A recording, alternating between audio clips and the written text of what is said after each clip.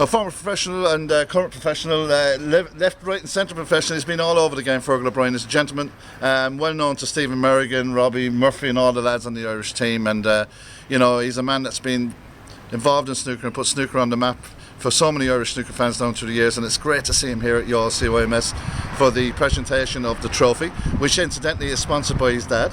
I'm quite sure of that. So there's a bit of a family connection. But in terms of amateur snooker, I know that I'm just jumping on you because you've just arrived here. Yeah. But you know the likes of Stephen Merrigan and Brendan Thomas and Eddie Ingle and those guys, Brendan Cooney. They live snooker. I mean, that's what the amateur game is all about, isn't it? Yeah, it's fantastic. I was starting off as a kid, like playing Eddie Ingle. Obviously, he's a lot older than me. So I remember when I was a kid starting off, and then he was in another club in Dublin. So you play in tournaments, and you're always encouraging it. And from then we ended up playing in the same different club in Dublin. So Eddie and Steve were like, more or less my best pals, and then others like Brendan Thomas and all those. So seeing a few times a year outside the snooker anyway. And then obviously what they're doing here is fantastic, from playing away over years, making friends. So it's good quality snooker and a bit of crack and a few drinks after. So what more do you want? No, what more could you ask for? It's beautiful down here, and we're here. And we're here in Youghal. It's a beautiful part of the world. I know you've been here before. I know you've been in the rooms here before. And I'm sure you're delighted to be back. But to present the trophy is a nice little touch, isn't it? Yeah, exactly. Well, I suppose I'm giving my dad a mention, Brentford trophies. Yeah, absolutely. It's obviously presenting my dad's trophy is nice, but the fact is, that person to do it for Steve is like very nice to be asked and to be able to do it and just have a good night. So no, very good. Be wrong of me not to ask you what you thought of Robbie and Mick's performance in Malta not too long ago, lifting that European title.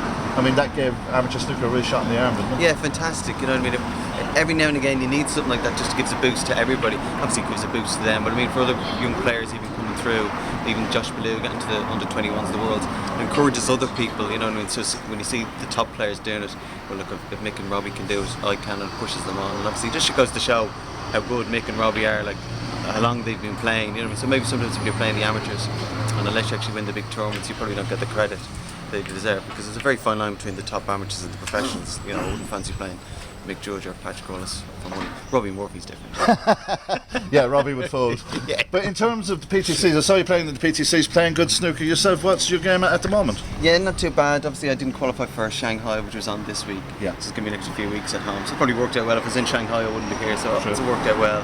And then in a couple of weeks I have another qualifier for China and a few more PTCs. So we're really coming into the busy end of the season now, thankfully. I know the last time we met in Dublin was years and years ago, and Raphael's, yourself and Ken were practicing up there. We did an all radio documentary, and I remember at that particular time Ken was actually world champion at that particular time. And I mean that, and to play with him and to have that experience is great.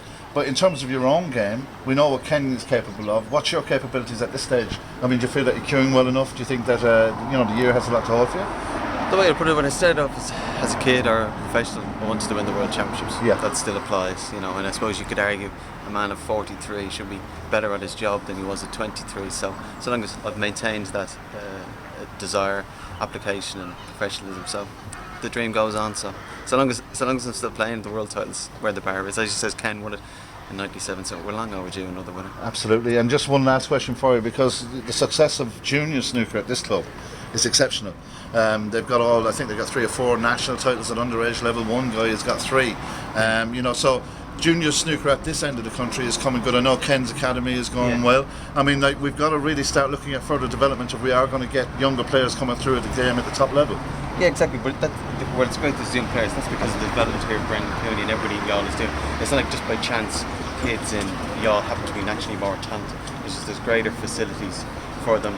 They're encouraged to play. There's good facilities. They're well looked after, well minded, and they show any level of potential.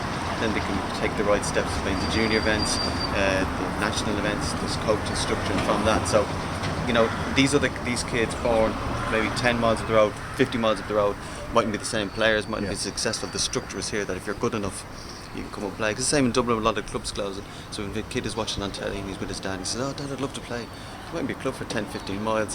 Whereas they used to be just down the road, everybody was local. So the kids here in Youghal are very lucky to have this facility, that if they're good enough and hungry enough, the sky's the limit for them. Okay, I'm going to finish up by saying, just over to my left here is the Keys Bar. And Robbie Murphy has told me that you're actually going to sample 1 or 2 little drop some Murphys this evening? Well, 2's my limit. I've heard 3 and the Gardaí are on standby. I had 3 at Christmas time, and I think they're still in my system, so I better go easy tonight. Okay, listen, thanks for talking to us, No, Fergal. great Welcome to be back to you all. Thank you. Fergal O'Brien, it's delightful to have him here. He's going to present his dad's sponsored trophy to the winning team. Let's hope it's Ireland.